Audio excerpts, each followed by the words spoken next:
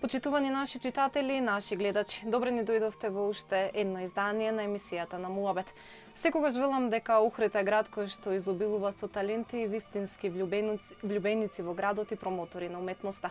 Слободно можам да кажам дека нашиот денешен гостин е еден од најуспешните ликови на македонската сцена. Благодарам за гостопримството во вашето студио, во вашето ценето катче за Ѓоко Танески. Добре ни дојдовте во на Муабет и уште еднаш благодарам за Добро е најдов по емисијава, вие добро ни дојдовте во студио.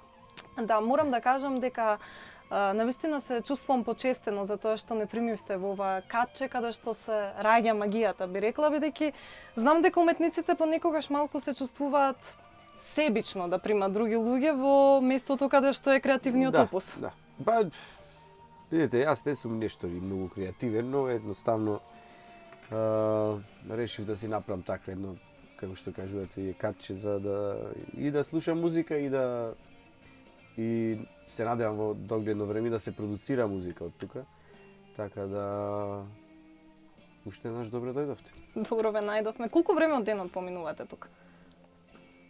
Се зависи. Значи зависи, можам да поминам и некои 5-6 сати, можам ич да не влезам, но во секој случај доста време поминувам тука. Так. Значи периодот од да речеме неделата, месецот. Веројатно ова е местото каде што се вика секој си има нели точка на кулминација во која што се крие, каде што се бега, па веројатно ова е местото од Добро, и ќерка ми значи оди на клавир во основно, така да и тука и незината вежбална. И она доста време поминува тука, во секој случај корисен дел од домот. Така.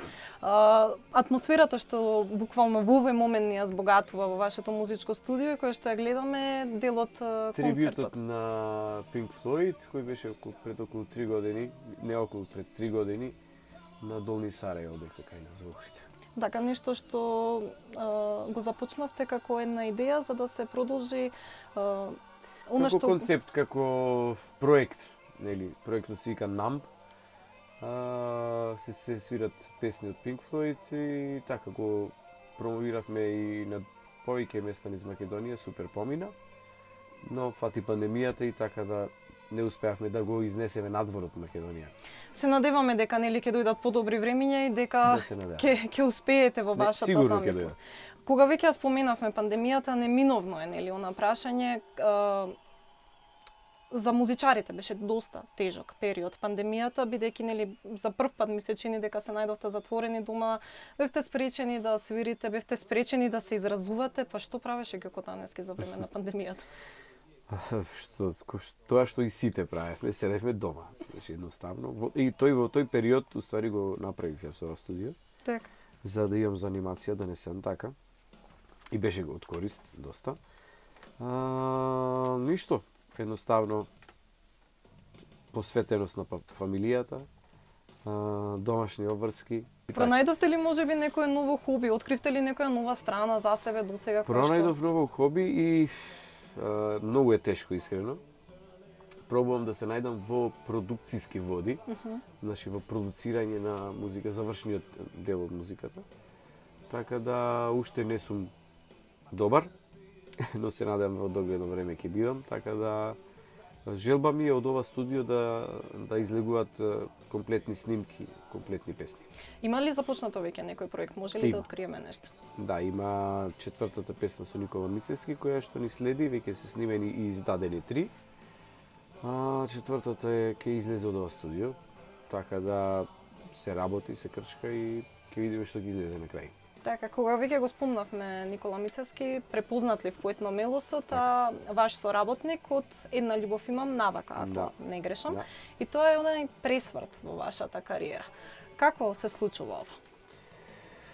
Па доста време се разговараше со Никола и дојде ред пред 3 години така да почнеме со соработка. За жал многу споро оди, но знаеме каква е ситуацијата со естрадата кај нас. Све тоа бавно и некако шкакливо оди. Но ете стигнавме до четврта песна, бевме 2 пати на Макфест. Првата песна извадовме соло како соло проект. И во соработка со Даниел Јовески го направивме спотот тоа е песната Една љубов имам, која според мене лично многу ми значи тоа што го постигна како песна и како гледаност на YouTube, пошто сега се базираме нели колку имаме гледаност на YouTube.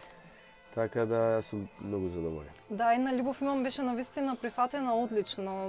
Чинам повеќе и од Охриѓани некако ја доживеа приказната за Охрид уште еднаш преку Една љубов имам, а самата песна нуди многу емоција и самиот текст нуди многу емоција. Вие сте и текстописец. Да, текстот е мој на Една љубов имам. Веднаш после Една љубов имам втората редот вакви композиции, Ден по ден, второ место на Макфест.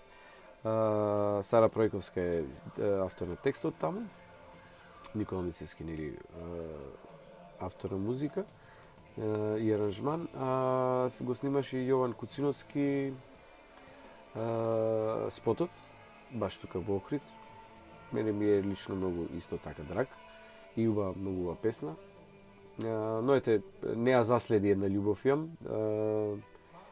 Може би допрва ќе излезе тој дух што јас го сакам кај таа песна, тој убав мелос. Допрва ќе ги чепне луѓето, ќе сакаат повеќе да ја слушаат. Јас па напротив го имам спротивниот впечаток дека и Една љубов имам ја следи се извинувам дека и Ден по ден ја следи на Една љубов имам. Некако мисле последователни, една после друга ми доаѓаат веднаш. Океј. Моето мислење е такво, така да се надевам дека и третата, и ти се вика третата песна на Макфест, исто така многу добро беше прифатена, така малце повеселка песна. Но ете, ситуациите ни се такви, значи немавме до пред некое време каде да ги промовираме освен на YouTube. Немавме каде да им ја презентираме на публиката песната, така да сега се повеќе ги пеам на моите свирки и луѓето си ги пеат, ги знаат. Така.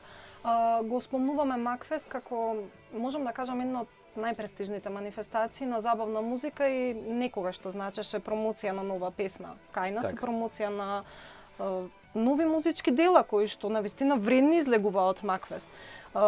Три пати морам да кажам дека за жал или за среќа, не знам како да го карактеризирам, остана Макфест да не биде одскочна даска за една промоција на една песна. Се помалци имаат буџет за маркетинг на самите нас пејачи. Нема продукцијски куќи кои може да не земат и да работиме како што се сиве соседни наши држави. Но се надевам дека ден тоа ќе се промени и се додека не се промени, ете Макфест е многу добра одскочна даска за не само Макфест и другите фестивали. Одскочна даска за посебно за еден млад пејач да излезе на Макфест е голема работа, па ако има и добра песна, тоа е значи супер маркетинг, супер. Го губили се работа завршиле. Макфест и останатите фестивали воопшто. Какво гледиште имате кон фестивалската сцена кај нас? Последните 2 години мислам дека се врати малце. Затоа што значи по некој склоп на околности, пандемиски, лани се одржа надвор и годинава. Така да си доби некој нов дух, нов правец. Во секој случај добро е што обстојува, добро е што имаме каде да промовираме. Добро е што го има во каква таква форма. Би го насочила разговорот малку во насока на Охрид. Вие сте рече си 3 децении дел од охридската музичка сцена, влюбеник во градот. Така, постојано сте по локалите, постојано сте по настапи, сега, нели, без оглед на пандемијата зборувам. Охрид некогаш и Охрид денес. Како го паметите Охрид вие од вашите тинеџерски денови? Секогаш дебатираме на таа тема. Значи, ние, нашата генерација која сме поминали, ние викаме дека сме поминали нешто многу повеќе од сегашните генерации. Јас викам дека секоја генерација си носи своја историја, своје сегашности, така иднина. Така да мислам дека и денешните генерации кои живеат се 20-25 години, кога ќе дојдат на нашите години, моментално имам 45, сигурно ќе викаат пред 20 години како беше, многу беше убаво, знаеш. Како да кажам, секој се потсетува на своето минато со емоции и со како било многу поубаво тоа време. Секое време си има своја убавина. Како ве Имаше во секој случај имаше многу повеќе свирки, повеќе се почитуваше рок-н-ролот. Так. Значи тоаш не бевме влезени во ерата на турбофолкот. Се свиреше и у музика, ама се свиреше рок-н-рол. Така да можеби тоа е променето. За жал. Секоја генерација треба да си има своја музика, а не да се започне со кафанска музика директно. Што ете, мораме да споменеме дека во денешно време и работите се изменати, така не Така е. Се слушали се уште добар рок во Охрид, има ли желба? Ние свириме. И за среќа доаѓаат на наши свирки, така да мислам дека се слуша се уште. Има надеж се уште за градот нели да ја промовира таа култура. Видите се надеж. Секојаш има надеж, ако има публика има надеж. Така да само мислам дека луѓето се повеќе се фокусираат на таа друга, како да кажам, еве не кажуваме турбофолк, него едноставно за мене таа музика е кафанска музика. Затоа треба да се свири по ресторани, по Така. да не речам кафани. Клубска музика си е клубска музика. За дискотека музика си е за диско музика, значи затоа се така наречени стиловите. Така да се надевам дека се повеќе ќе се врати таа публика што сака да слуша рок-н-рол, а треба и повеќе локали тоа да го практикуваат, не само да, значи бендови има, само локалите треба да се насочат. Веројатно да, можеби не достига, тоа сакав и да го потенцираме, начинот на некогашното излегување во Охридите во вашите 20-ти години и во денешните години. Моите 20 години, 20 на години од 20 до 35 негде, јас не бев прибран дома, искрено. Носто бевме по свирки низ цела Македонија. Базата ни беше во Кавадарци, пошто свиревме со Алегро бенд тогаш. Цела Македонија, значи знаевме да не спиеме по 2 дена, знаевме да заглавиме негде, па секакви ситуации. Так. Самите ваши почетоци се во Кавадарци, така? Да, Кавадарци почнав да пеам уствари, јас, пошто во Охрид тогаш беше срамота да пееш. Да си пееш беше срамота, не знам. Така, никој не пееше тука. А Кавадарци имаше 2 аматерски фестивали кај што настапува аматери пеачки. Така да јас почнав таму да осознавам дека знам да пеам уствари. Дека еден пријател мој Роберт Пирнер ми кажа дека ти добро пееш. И така почнав со него, така. И после почна приказката со Алегро бенд уште 94 година и од тоаш натака ете, не сум застанат. Так. Важен дел од вашата кариера кој што мора да го споменеме. Знам дека и покоен Дуле и Коки тогаш исто почнува, Дуа Флеш исто тоа време почнува со свирки, со настапи. Тоаш одевме бара-бара. И понатака се ширеше и се развиваше љубовта и растеше ентузијазмот, верувам. Така. Доаѓаме до моментот од вашиот живот, од вашата кариера, кој што верувам дека е многу значен за вас, евровизиската сцена, настапот на Евровизија. Како сега се сеќавате на тој момент? Како сега ги доживувате импресиите? Значи вака, во секој случај пријатно и убаво чувство, затоа што Евровизија не е мала сцена и ретко кој не сака да настапи таму.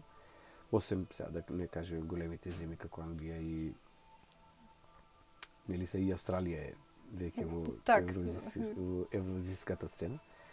Убаво, пријатно, големо искуство, затоа што таму видов како се работи еден фестивал, како треба да се работи уствари еден фестивал и колку е тоа професионално и колку е тоа охрабрувачки за еден пејач, за еден музичар да излезе таму без трошка трема.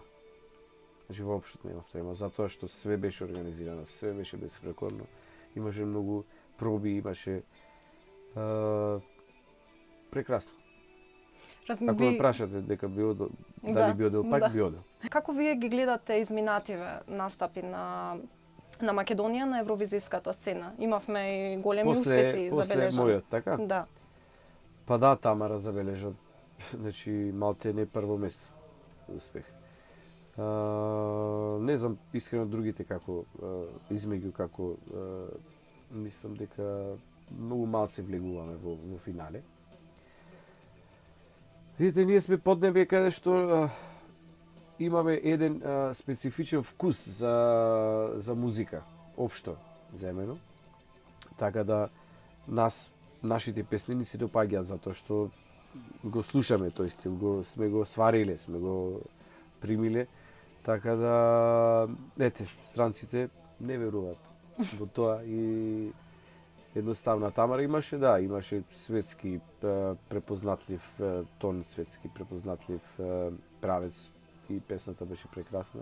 Имаше и порака, така да беше прифатена и на општо македонско задоволство. Да, ја отворив темата за Евровизија затоа што секогаш после евровизиските настапи има низа на коментари, па негодувања, па некој се сложува, па некој не се сложува и секогаш е тема на муабет колку и одреден дел од општеството вика не треба веќе да одиме на Евровизија, тоа крива прашина. Видите, од кога излегоа пишаните медиуми и како Facebook и таму ред други, секој е експерт. И секој кажува како треба и како не треба. Значи, во секој случај не може една држава која е во Европа да не се представи, така? Да. Со песна. Каква било да е песна? Сега ние одлучуваме за тоа каква ќе биде песната. Пласмарот не е само секогаш и до песната. Значи, многу околности се тука во прашање. Сега да не навлегуваме во тие работи, така да ние секогаш имаме многу мал буџет за промоција на таа песна. Така да и тука има големо влијание. Маркетингот игра можеби пола од улогата за пласман. Па да. Така да не се вложуваме доволно. Не интересира едноставно културата. Мислам, во наводници не интересира не нас, него како држава, како власт, не ги интересира тоа докаде ќе се стигне, само политика едноставно е во игра и медиумски и секако. Така да време, години уназад се надевам и на секој интервју викам дека се надевам дека ќе се промени еднаш тоа. Дека ќе се свестиме дека културата ја одликува една држава. Значи, по културата се знае.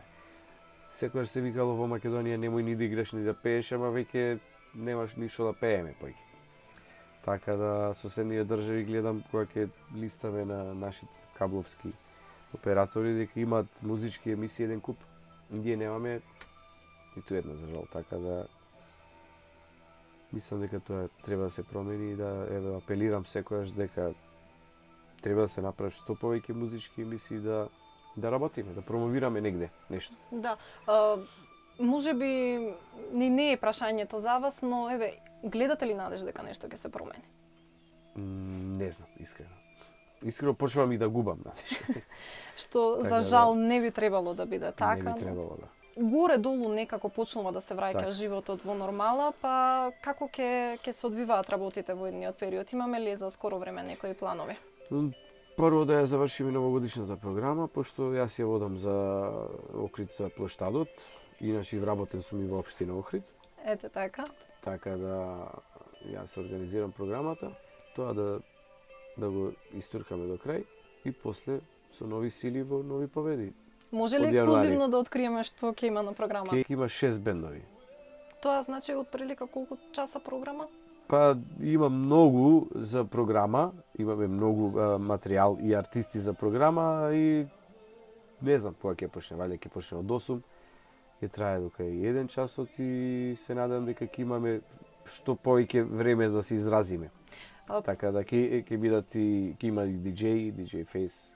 Значи ќе има за секого по нешто, Да. за сечи Гец вкус. и така. Вистински охридски дочек може да го наречеме. Вистински охридски дочек, да. Ѓуко И Тања Стојановска, извини, од Народниот дел ќе настапува околу 12 часот.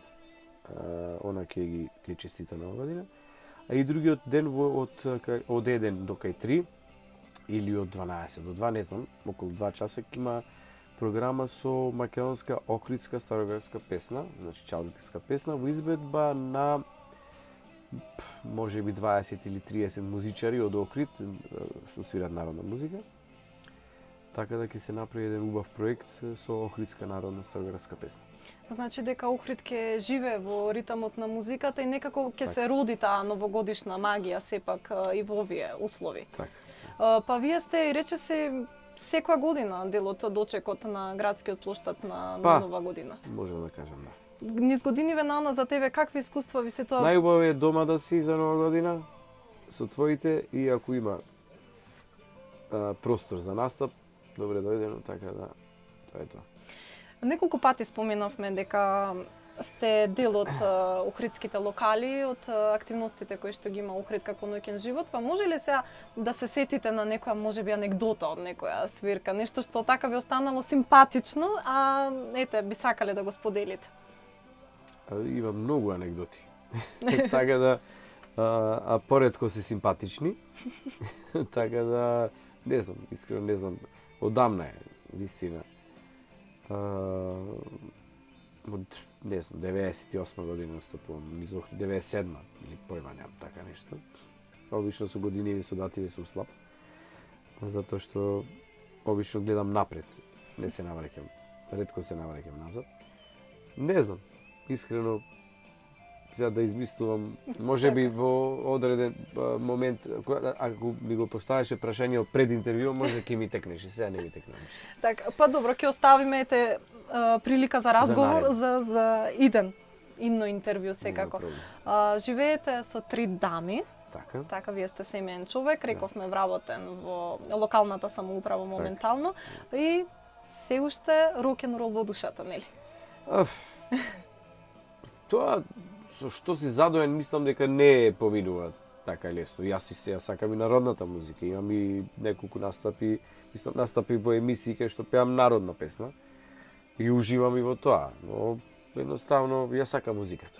Так. Можам да кажам. Која е омилената песна на вашите дами? Ваша? Една љубов. Една љубов. Претходно е Јас имам силата, сега му е Една љубов. А ваша омилена песна која би ја издвоиле како некоја на која што сте горд еве што сте ја направиле? Не, за мене можам да кажам песната што збогум најмила која што ме постави на некој пиадестал во Македонија, тоа ми беше како прв хит да кажам. Таа ми остава така секојаш убав печатот. Така.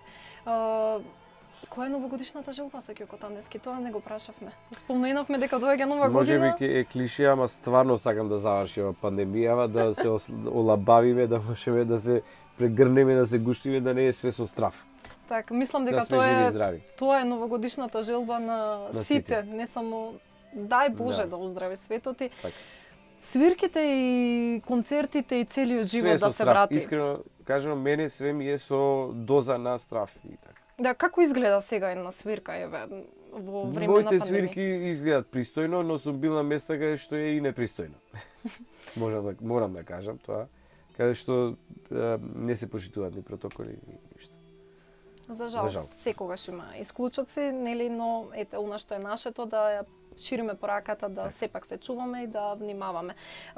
Би се дрзнала малку и во вашата приватност, како вие го поминувате слободното време? Знаеме дека сакате многу да возите мотоцикли.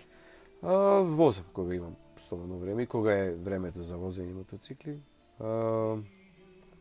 Многу ми е криво што групно се вози за викенд, а јас за викенд работам и не можам да правам некои големи тури. Но така, еднаш сам си бев кај брат ми во Дубровник, убаво си поминав. И летно време мислам дека мотоциклот е измислена работа за Охрид. Со паркинги, со плажи и така. Охриѓани знаат за што зборуваме дефинитивно. Да, и слободното време. Морам да кажам дека јас уживам и да лежам пред телевизор. Обично не слушам музика, гледам филмови, серии. Така да слободното време се повеќе сакам да поминувам во хоризонтална положба. Па добро, некогаш треба и човек да се Ако одмори. не сум нели? тука. Так. Ако не се раѓа креацијата, тогаш Так. се одмарате од Да. раѓање креација, можеме тоа така слободно да го кажеме.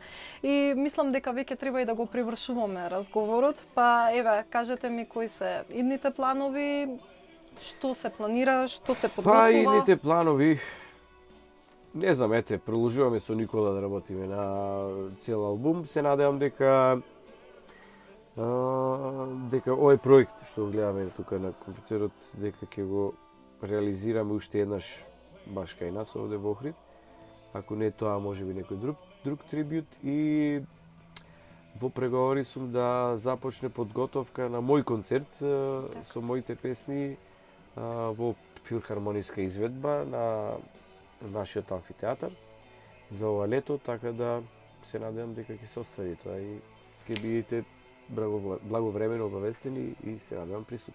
Се надевам и со нетрпение ќе го очекуваме тој концерт и баш токму тоа и ќе кажав дека испуштив да прашам кога конечно концертот Ѓоко Катаневски. Ви благодарам за информацијата и уште еднаш ви благодарам за гостопримството и за тоа што пак ќе Фала ви кажам. вас на поканата и секогаш сте добро дојдени. Благодарам многу. Ви благодарам и вам, почитувани, за тоа што со внимание одгледавте оваа емисија и ова издание на Муабет. Останете и понатака со содржините кои што ги нуди Охрид Нјуз и секако бидете информирани од прва рака. Довидување до следното издание.